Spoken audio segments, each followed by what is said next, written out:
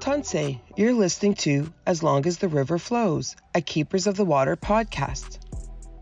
This is the second installment of a special 4-part series about uranium. Guest speaker, Dr. Gordon Edwards, will discuss the role uranium extraction has in the nuclear energy sector, specifically small nuclear modular reactors, or SMRs. Dr. Edwards is president and co-founder of the Canadian Coalition for Nuclear Responsibility, which is dedicated to education and research on all issues related to nuclear energy. A retired professor of mathematics and science, he has consulted on nuclear issues for governmental and non-governmental bodies for over 45 years. CCNR, the Canadian Coalition for Nuclear Responsibility, and myself personally have been active in the Northwest Territories, in Alberta, in Saskatchewan, over nuclear issues for a number of years. Small modular nuclear reactors and consent in Saskatchewan, what you haven't been told. And the fundamentals that I want to stress are, first of all, the sacredness of the water and the importance of water, which is important to all forms of life on Earth. Without water, without clean water, without healthy water, we just don't have life. And the necessity for free, prior, and informed consent, as stated in the United Nations Declaration on the Rights of Indigenous People. Thirdly, I want to stress the fact that these radioactive poisons, which are created in nuclear reactors, are a danger to health and safety in perpetuity. So we're talking about perhaps a few decades of benefit in terms of energy and whether it's electricity or heat or whatever, followed by an eternity of radioactive waste. Ottawa in 2017, there was an alliance between the Anishinaabe Nation and the Iroquois Council, and they issued a declaration on the principles that should be applied to the radioactive waste produced by nuclear operations. 5 major points. First of all, no abandonment. We should not abandon these wastes. They're too dangerous. They're dangerous forever, and we have to keep an eye on it. We have to apply stewardship. We know how to package it. We know how to keep it out of the environment for decades at a time. We have to be intergenerational about this and realize that future generations are going to have to be able to repackage these wastes and to look after them properly. Monitored and retrievable storage is necessary. More packaging, which is well labeled and which is able to be repackaged. And most importantly, number 4, away from major water bodies, so that we don't contaminate the very lifeblood of the world. And also number 5, no imports or exports without full consultation with those involved and the territories that would be involved in such movement of radioactive materials. Here is a resolution that was passed in 2018 against small modular reactors.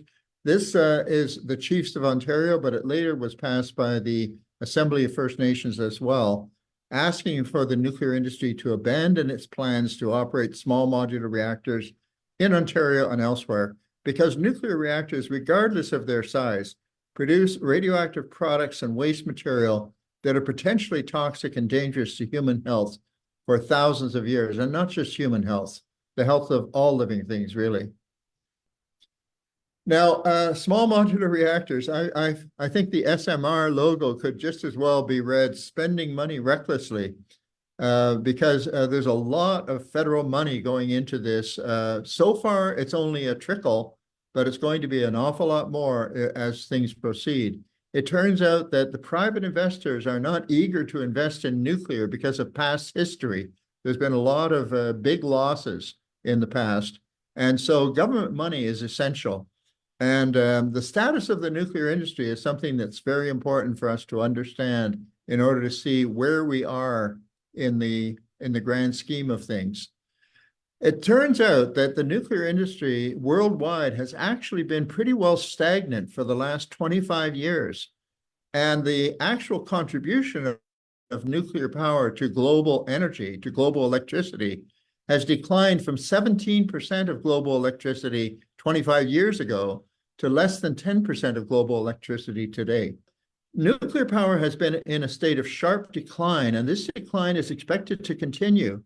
Nobody is actually anticipating a large turnaround in the foreseeable future. Most of the reactors now operating are quite old, and there will be a lot of them shut down in the coming years. Now, at the same time, there was a huge spike in uranium prices based on speculation. Now, I have to say a word here about the uranium prices. Most of the uranium prices are secret. You can't find them by going onto the government website. These are deals that are locked in with purchasers. So all you can see is the uranium spot price. That means if you want to buy uranium now without a contract, without a long-term contract, how much does it cost you? And that went up so high because it was expected that the nuclear renaissance would be a success. But then it collapsed just as quickly when it became apparent that the renaissance was not happening. The nuclear industry is in desperate straits, and they know it.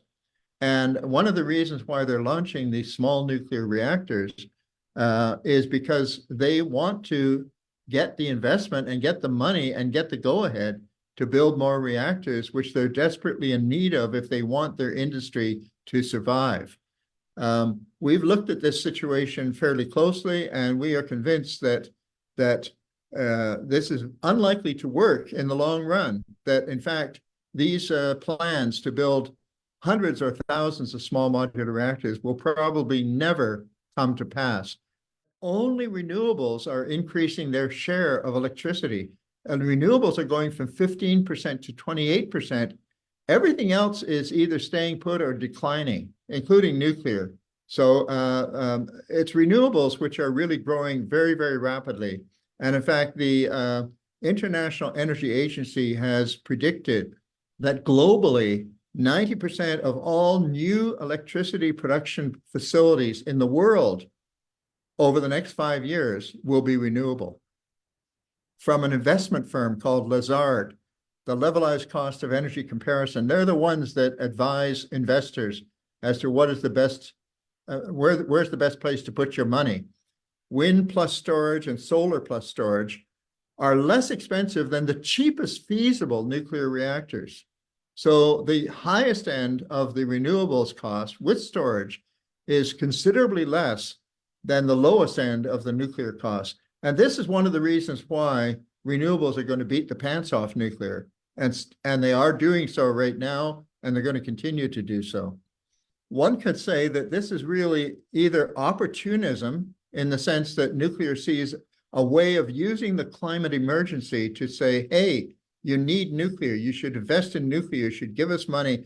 And that's what it really is too, a money grab. The industry knows that there's going to be trillions of dollars on the table around the world to fight climate change. And they say, we should grab as much of that as we can because we have a non-carbon emitting technology here and we believe in it.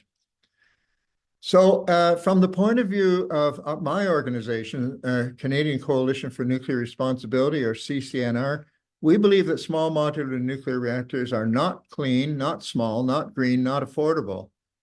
And you notice that in order to promote these reactors, they do not mention those things that make nuclear power undesirable. There's virtually nothing said about radioactive waste by the promoters or by the government that is supporting them. There's nothing said about major reactor accidents or meltdowns, and there's nothing said about the spread of nuclear weapons through expanding nuclear power. These are all major drawbacks of nuclear power as an energy source, and yet they're not even mentioned in the promotional literature. In fact, they even dropped the word nuclear out of the name small modular nuclear reactors. They just use SMR. Where did the N go? Small modular nuclear reactors should be SMNR. But they leave that word nuclear out because it calls attention to the very thing that makes these reactors undesirable. And that's the nuclear part of it. Because without the nuclear part, you wouldn't have radioactive waste, you wouldn't have the danger of catastrophic accidents, you wouldn't have the risk of proliferation of nuclear weapons. That's where all the problems really lie. So the elephant in the room is nuclear waste, the root of all problems connected with nuclear power. All fission reactors create radioactive waste. And by the way, normally when we talk about waste, we often think of the leftovers. For example, you make a dress and you cut out some of the material and you get scraps, and those are the leftovers. Well, that's not what nuclear waste is. Radioactive waste is not just left over. It was never there in the first place. It is created inside the nuclear reactor.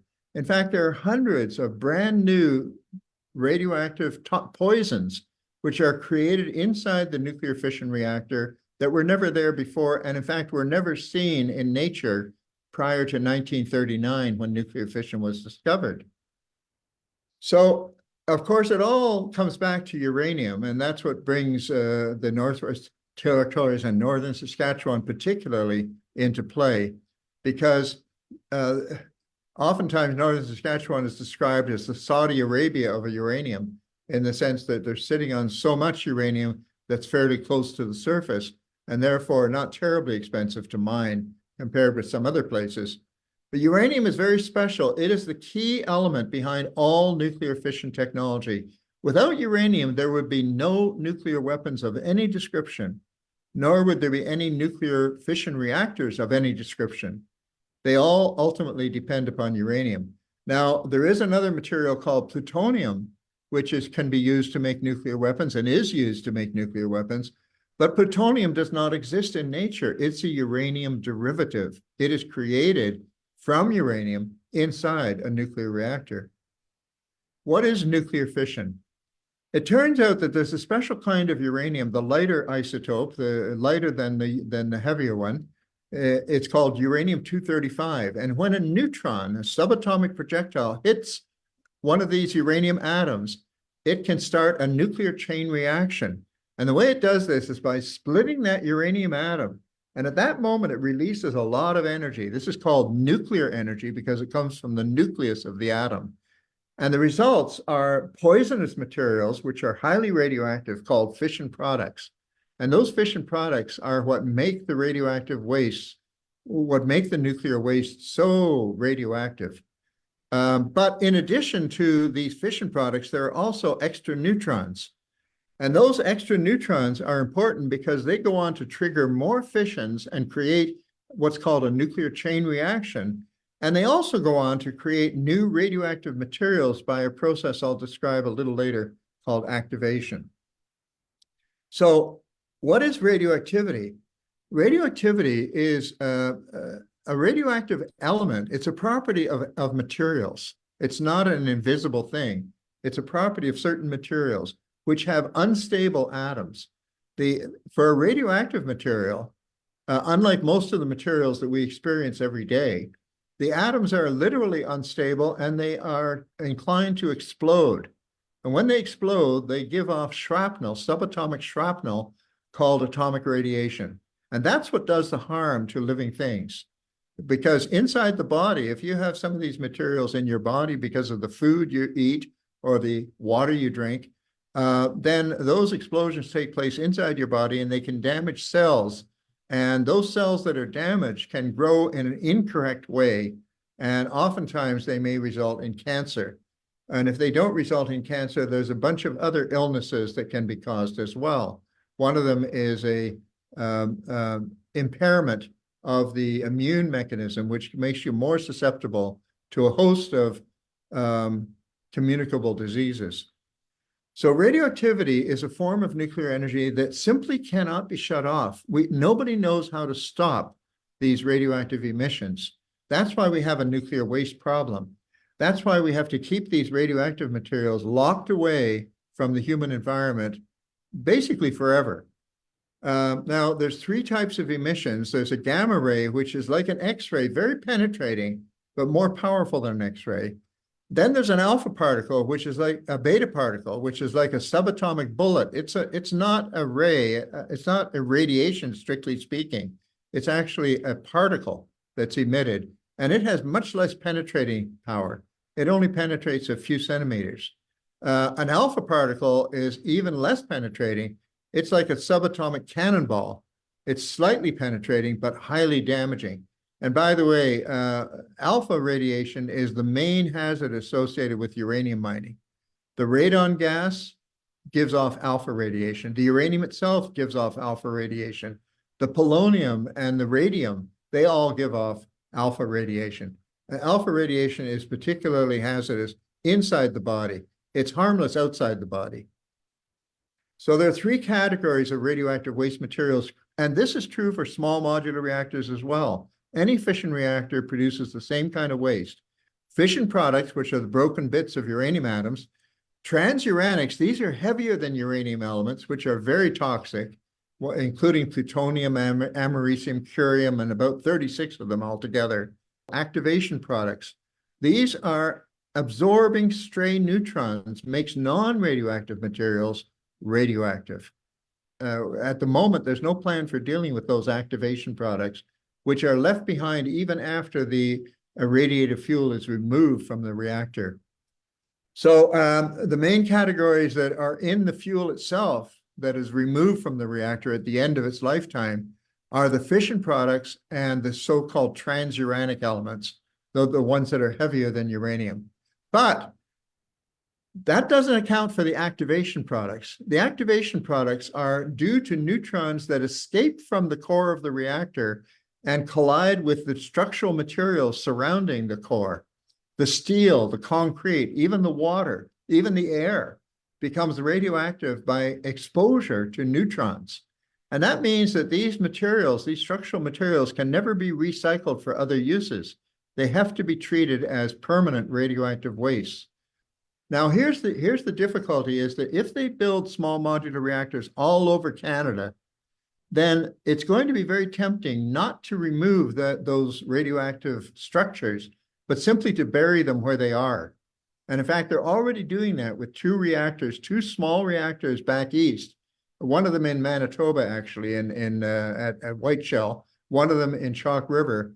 They're actually trying to bury those radioactive entrails of the nuclear reactors right where they are, right beside major rivers. Then every place there's a small modular reactor is likely to become a permanent radioactive waste dump, which will be a danger for future generations, countless future generations to come, unless they decide that they're going to dismantle those reactors, despite the danger, and carry those radioactive materials somewhere else, but they have no place to put it. So chances are they're going to stay where they are. This is a real downside of small modular reactors that everyone should be well aware of. So SMRs are not clean. They produce radioactive waste of all kinds. Fission products are more concentrated when they use more enriched uranium. They're using enriched uranium for these reactors. What that means is that the U-235 is more concentrated. And the U-235 is what splits and gives you the fission products. So the more U-235 there is in the fuel, the more radioactive it becomes at the end of its lifetime. And there's also more neutron leakage because of the smallness. When you shrink down the core of the reactor to a small size, that means more neutrons are able to escape and create more activation products. There's an article by the National Academy of Sciences which says it could be up to 30 times more radioactivity produced in these small reactors than in the large ones. So all fission reactors can cause a radioactive catastrophe, because what a radioactive catastrophe is simply releasing those materials into the environment. And that can happen by warfare, that can happen by industrial accident, by explosion. And that's because inside the reactor, there's uranium-238 atoms which get hit with a neutron and get turned into plutonium-239, which is the primary nuclear explosive, the most commonly used nuclear explosive in the world today. Doesn't exist in nature, plutonium. It's only created in nuclear reactors, small or large. I'm just going to finish by saying SMRs are not always small. The BWRX-300 planned for the Darlington, Ontario site, so altogether it's 23 stories high. And that's called a small modular reactor. Well, you can see that there's a lot of dishonesty going on when people are describing these things as small and giving people the impression that you can just put them on a truck and take them to a location and plop them down there. That's not the case at all. Thank you very much for your patience, and I will sign off now. That was Dr. Gordon Edwards. To hear the full webinar and the full panel of speakers on SMRs and nuclear power, visit Keepers of the Water Facebook or YouTube page. Miigwech.